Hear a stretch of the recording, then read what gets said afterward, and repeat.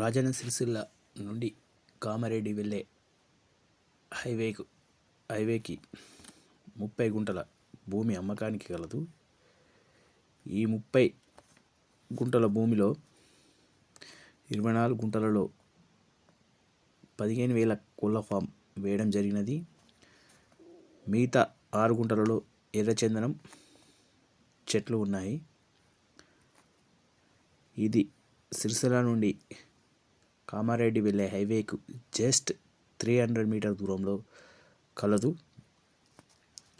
Customer వచ్చి total 30 గుంటలు plus షెడ్తో సహా ₹1,00,00,000 చెప్పడం జరుగుతుంది.